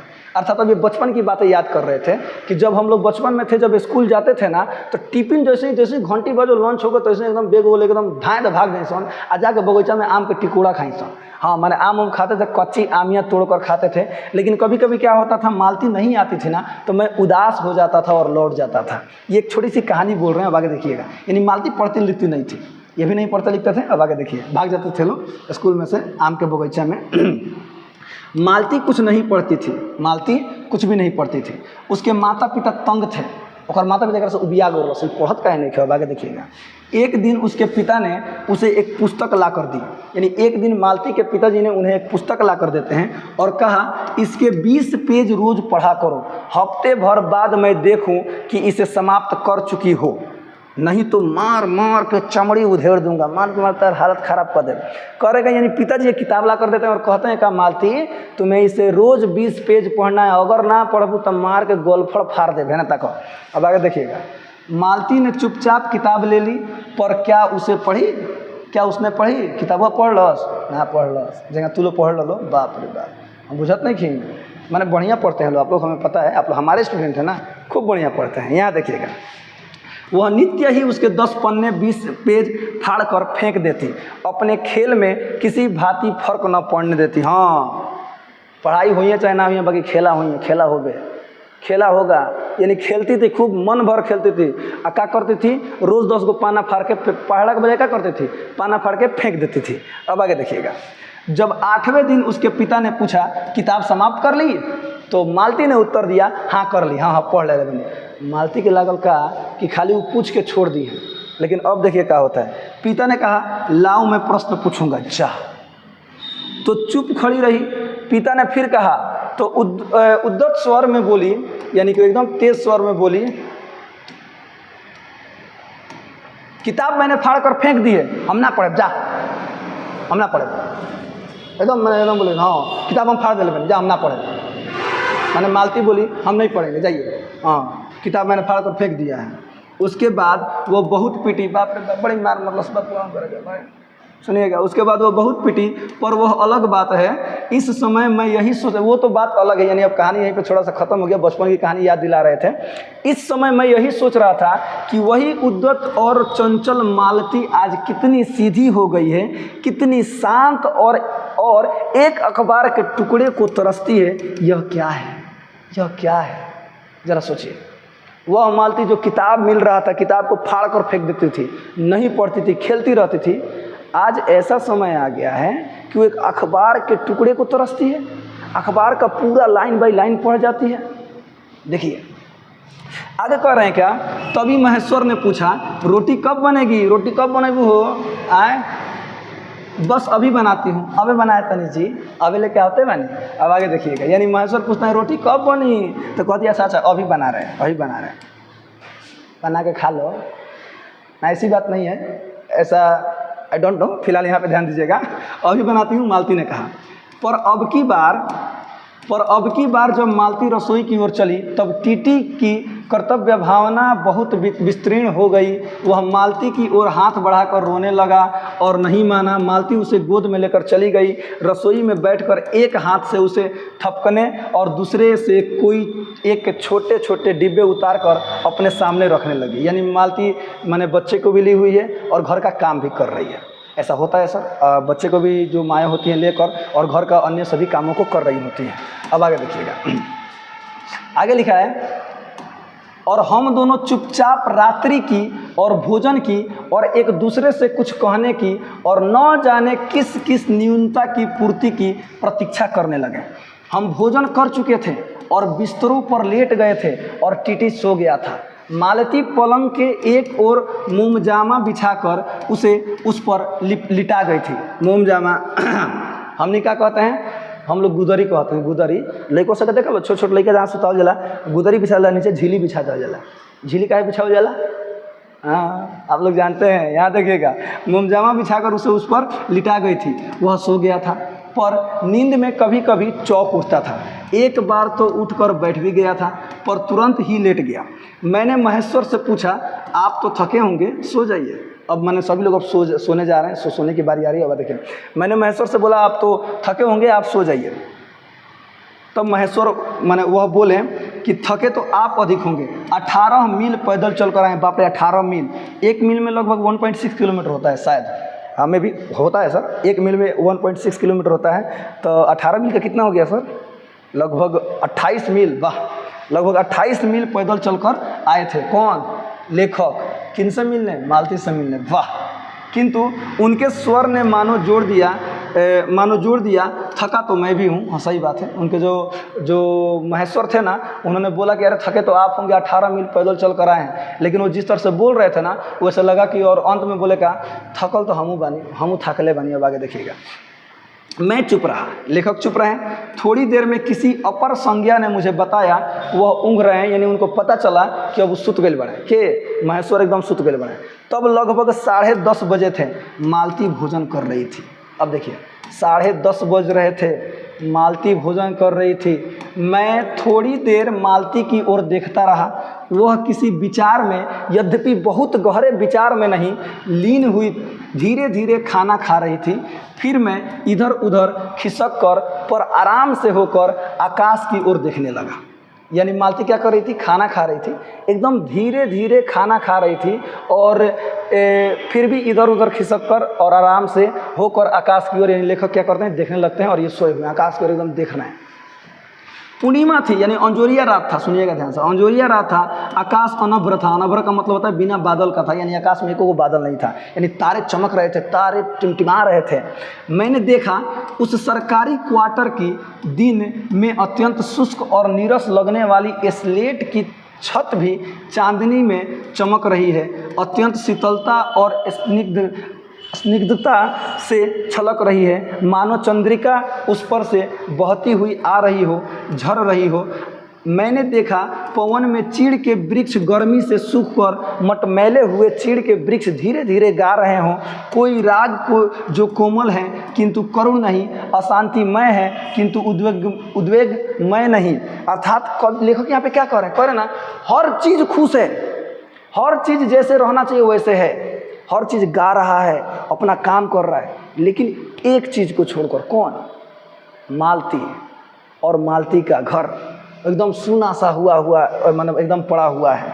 मैंने देखा प्रकाश से धुंधले नीले आकाश के पट पर जो चमगादड़ नीरव उड़ान से चक्कर काट रहे हैं ना, वे भी सुंदर देखते हैं, यानी हर चीज़ सुंदर दिखाई दे रहा है, हर चीज़ बढ़िया दिखाई दे रहा है। मैंने देखा दिन भर की तपन, अशांति, थकान, दाह पहाड़ों से जो भाप से उठकर वातावरण में खोए जा रहे हैं, जिसे ग्रहण करने के लिए पर्वत शिशुओं ने अपनी चीड़ वृक्ष रूपी भुजाएं आकाश की ओर बढ़ा रखी है, पर यह सब मैंने ही देखा, अकेले मैंने ही। महेश्वर ऊँघ रहे थे, महेश्वर सो रहे थे, और मालती उस समय भोजन से निवृत्त होकर दही जमाने के लिए मिट्टी का बर्तन गर्म पानी से धो रही थी, यानी कि अब मालती भोजन कर ली है और जा कर के दही जमाने के लिए गर्म पानी से मिट्टी का बर्तन धो रही थी।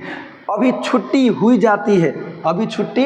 जाती है, मेरे कहने पर ही कि 11 बजने वाले हैं, धीरे से सिर हिलाकर बता रही थी कि रोज़ ही इतने बज जाते हैं। मालती ने वह सब कुछ नहीं देखा। मालती का जीवन अपनी रोज़ की नियत गति से बहा जा रहा था और एक चंद्रमा की चंद्रिका के लिए, एक संसार के लिए रुकने को तैयार नहीं था। अर्थात अब समझिएगा ध्यान से, अभी ऊपर कवि क्या बात करते हैं, लेखक ये बता रहे थे कि हर चीज़ ठीक है, हर चीज़ खुश है, जिसे जैसा होना चाहिए वैसा है, लेकिन मालती वैसी नहीं है, मालती का घर वैसा नहीं है, एकदम सूना सूना सा चारों ओर लग रहा है, सूना सूना जहान हो गया है। मालती का ये जीवन कैसा हो गया है, मालती का जीवन ऐसा नहीं था, लेकिन ऐसा जीवन मालती का हो गया है। कह रहे हैं का कि मालती क्या होता है, 11 बजने वाले होते हैं, धीरे से तकते हैं, कहते रोज इतने बजेला, रोज यही ना होला, हाँ रोज यही बड़ा सुतीला, हम क्या करें। तो यानी कह रहे का 11 बजने वाली धीरे से सिर हिलाकर मालती ने लेखक को कहा, ऐसा बताया। अब आगे देखिएगा, लिखा है क्या कि चांदनी में शिशु कैसा लगता है, यानी छोटे बालक कैसे दिखते हैं। इस अलस जिज्ञासा से मैंने टीटी की ओर देखा और वह एकाएक मानो किसी शैशोचित वामता से भर उठा और खिसक कर पलंग से नीचे गिर पड़ा और चिल्ला कर रोने लगा। ऐसे कुछ सिचुएशन अभी घटित हो रहे हैं, तब तक देखें कि तो देखिए राति खान लड़का क्वेश्चन लागल लसन एंगा, जैसे ही देखे तो टिटिया पलंग से धाए दे नीचे, और जैसे ही धड़ाम नीचे भाए दे भा लगा रोने। क्या हुआ, लगा रोने टिटी खूब तेज। हम लोग क्या होते हैं सर, आप लोग पक्का पलंग से गिरे होंगे, और जैसे जितने जब मन तनी होश बुद्धि हो जाता है, जितने स्पीड में गिरते हैं ना रतिया खान, वो लोग दुगुना स्पीड में चढ़ कर फिर सूझ जाते हैं। सुता कि नहीं सुता, ऐसा होता था ना, ऐसा होता था, बहुत बार होता था। अब आगे देखा, सभी के साथ होता है। अब आगे लिखा है का, महेश्वर ने चौंक कर कहा, क्या हुआ, यानी महेश्वर का नींद टूटता है, कहता है अरे क्या हो गए। मैं झपट कर उसे उठाने दौड़ा, मालती रसोई से बाहर निकल आई। मैंने उस खट शब्द को याद करके धीरे से करुण भरे स्वर में कहा, चोट बहुत लग गई है बेचारे को, एक चोट लगल, भावरा आवाज़ सुनाई लग गई है। यह सब मानो एक ही क्षण में एक ही क्रिया की गति में हो गया। मालती ने रोते हुए शिशु को मुझसे लेने के लिए हाथ बढ़ाते हुए कहा, इसके चोटें लगती ही रहती हैं, रोज ही गिर पड़ता है। एक छोटे क्षण भर के लिए मैं स्तब्ध हो गया, एक छोटे क्षण भर के लिए वो चुप हो गए, एकदम शांत हो गए, एकदम खड़े हो गए।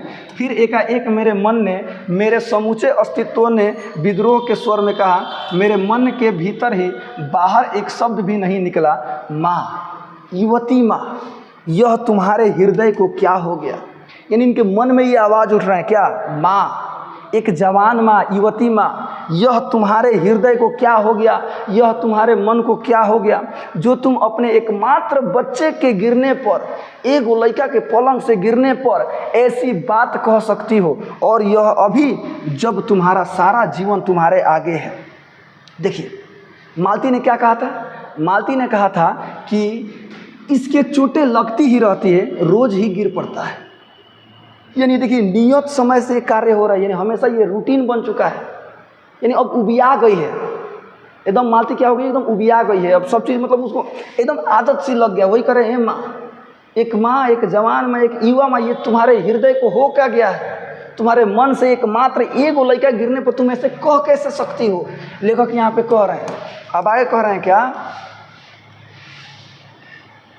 कि और तब एकाएक मैंने जाना कि वह भावना मिथ्या नहीं है, वह भावना मिथ्या नहीं है। मैंने देखा कि सचमुच उस कुटुंब में कोई गहरी भयंकर छाया घर कर गई है, यानी सचमुच में उस घर में कुछ हुआ है, एक छाया मंडरा रही है। उनके जीवन के इस पहले ही यौवन में घून की तरह लग गई है, जवानी में पूरा घून लग गया है, यानी यौवन माने जवान होता है, जी हाँ, पूरा यौवन में घून की तरह लग गई है।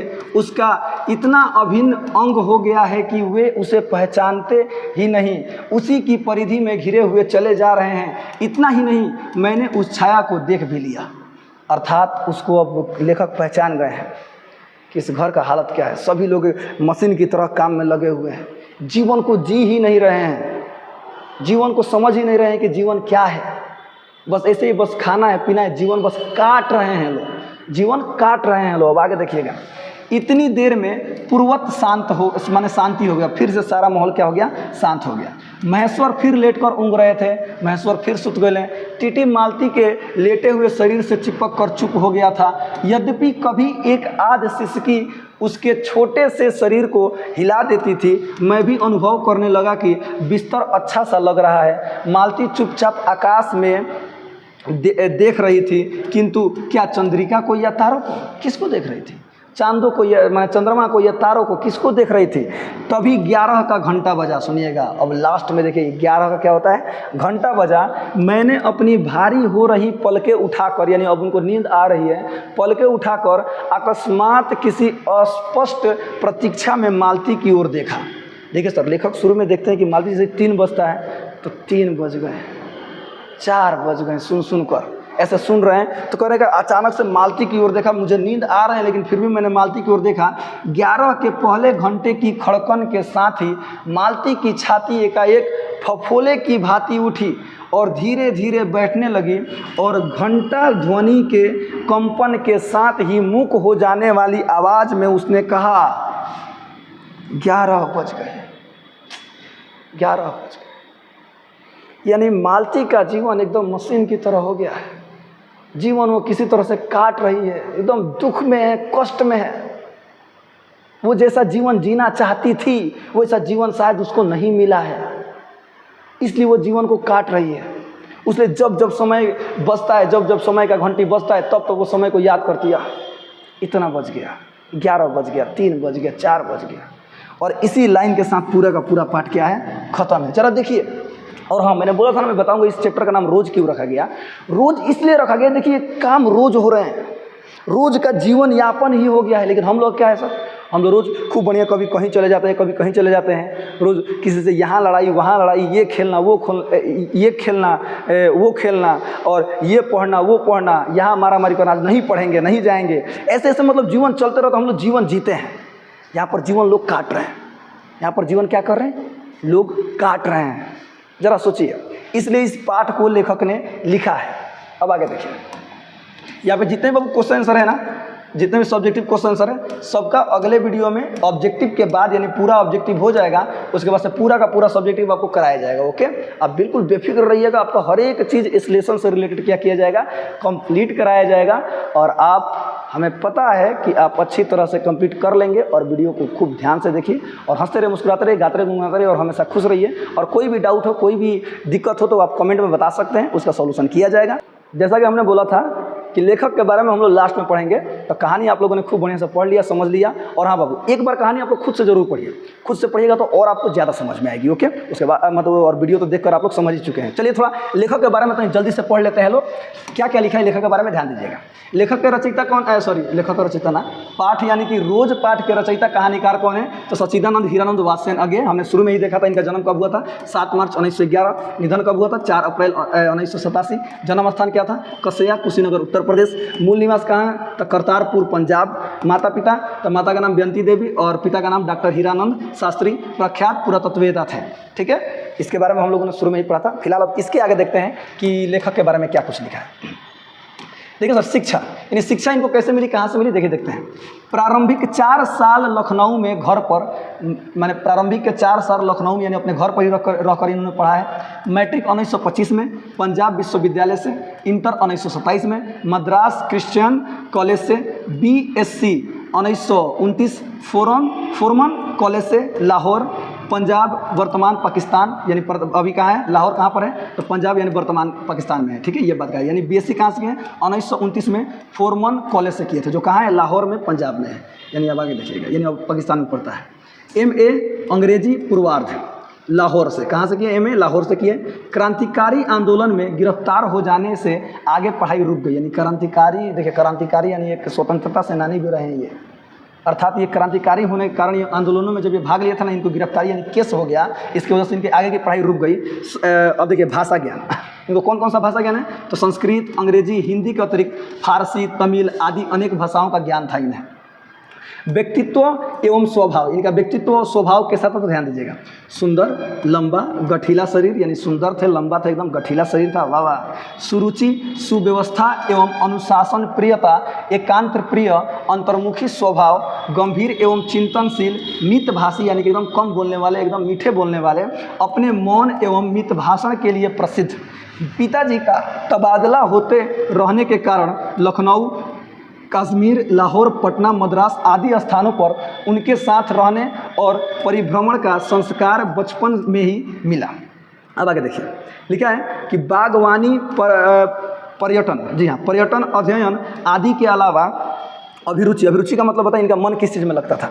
देखिए, बागवानी पर्यटन, बागवानी करना यानी बाग बगीचा, पर्यटन यानी घूमना फिरना, अध्ययन आदि के अलावा दर्जनों प्रकार के पेशेवर कार्यों में दक्षता, फोटोग्राफी, हस्तकला, शिल्प आदि में प्रवीणता। यूरोप, एशिया, अमेरिका सहित कई देशों की साहित्यिक यात्राएं इन्होंने किया। हाँ, इन्होंने मतलब इनकी अभिरुचि इन सभी चीज़ों में रही है। अब आगे देखिएगा, सम्मान एवं पुरस्कार, इन्हों कौन कौन सा पुरस्कार मिला है, कौन कौन सा सम्मान मिला है, ध्यान दीजिएगा। लिखा है बाबू, साहित्य अकादमी पुरस्कार इनको मिल चुका है, साहित्य अकादमी, भारतीय ज्ञानपीठ पुरस्कार मिल चुका है, श्रुगा युगोस्लाविया का अंतर्राष्ट्रीय स्वर्णमाल आदि पुरस्कार इन्हें मिल चुका है। देश विदेश के अनेक विश्वविद्यालयों में विजिटिंग प्रोफेसर के रूप में आमंत्रित ये किए गए हैं इनको, यानी कि एज ए प्रोफेसर के रूप में बुलाया गया है। पत्रकारिता इन्होंने कहाँ कहाँ किए हैं, यानी किस किस अखबार में इन्होंने काम किया है, देखिएगा।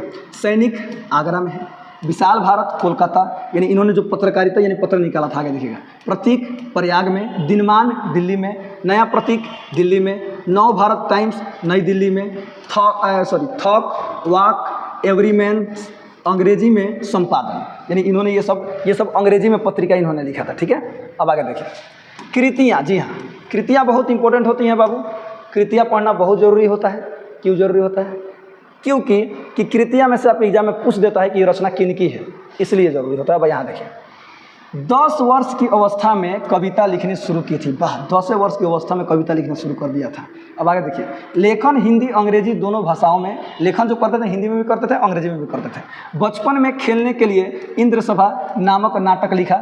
घर में एक हस्तलिखित पत्रिका आनंद बंधु निकालते थे। 1924 से 25 में अंग्रेजी में एक उपन्यास लिखा था। 1924 में पहली कहानी इलाहाबाद की स्काउट पत्रिका सेवा में प्रकाशित थी। 1930 के बाद नियमित रूप से इन्होंने लेखन करना चालू कर दिया, लिखना चालू कर दिया।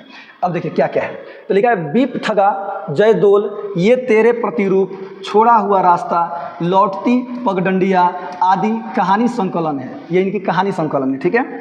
शेखर एक जीवनी, प्रथम भाग 1941, द्वितीय भाग 1944, यानी किसका? शेखर एक जीवनी है। शेखर किसी का एक जीवनी है जिसका प्रथम भाग कब लिखा गया था? 1941 में। द्वितीय भाग कब लिखा गया था? 1944 में। नदी के द्वीप 1952 में। अपने अपने अजनबी 1961 में। सभी उपन्यास, ये सभी क्या है? ये सभी क्या थे? उपन्यास थे। उत्तर प्रियदर्शी 1967 में। ये नाटक है। ये क्या है बाबू? नाटक है। भग्नदूत, चिंता, इत्यलम, हरी घास पर क्षण भर, बावरा अहेरी, आंगन के पार द्वार, कितनी नावों में कितनी बार, सदा नीरा, ऐसा कोई घर आपने देखा है आदि, ये कविता संकलन। ये सभी इन्होंने कविता रचा है, यानी हर तरह से कहानी, कविता, उपन्यास, नाटक, इन्होंने ये सब चीज़ें लिखा है। अब आगे देखिएगा।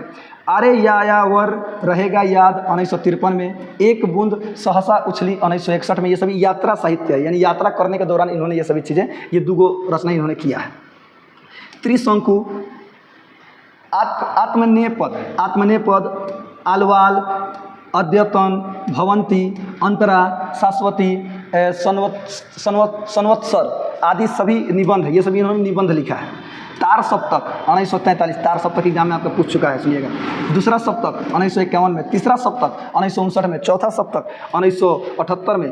पुष्करिणी, रूपांबरा, नेहरू अभिनंदन ग्रंथ आदि, ये सभी संपादित ग्रंथ हैं इनके। ओके, अब आगे लिखा गया है शरत चंद्र के, श्रीकांत, जैनेन्द्र कुमार के त्याग पत्र तथा अपने उपन्यास, अपने अपने अजनबी सहित अनेक कृतियों का अंग्रेजी अनुवाद, और रविंद्रनाथ ठाकुर के गोरा का हिंदी अनुवाद इन्होंने किया है, ठीक है। ये सभी इनकी क्या थी? रचनाएँ थी। ओके, तो इसी के साथ अब वीडियो खत्म करते हैं, और ये रचनाएं आप एक बार फिर से पढ़ लीजिएगा। लेकिन मैं आपको एक और बात क्लियर कर दूं, एकदम शॉर्ट नोट्स, इसका जब सब्जेक्टिव पढ़ाया जाएगा ना, तो लेखक के बारे में एकदम शॉर्ट नोट्स होगा, यानी उनकी रचनाएं भी होगी, हर चीज़ होगा। ओके, उसमें आपको हर चीज़ क्लियर हो जाएगा। फिलहाल आप अभी क्या ध्यान देना है? एकदम कहानी को खूब बढ़िया से पढ़ लेना है, कहानी को खूब बढ़िया समझ लेना है, और वीडियो देख करके समझ लेना है। और तब तक के लिए मिलते हैं अगले वीडियो में, और हंसते रहे, मुस्कुराते रहे, हमेशा खुश रहिए। तब तक के लिए जय हिंद।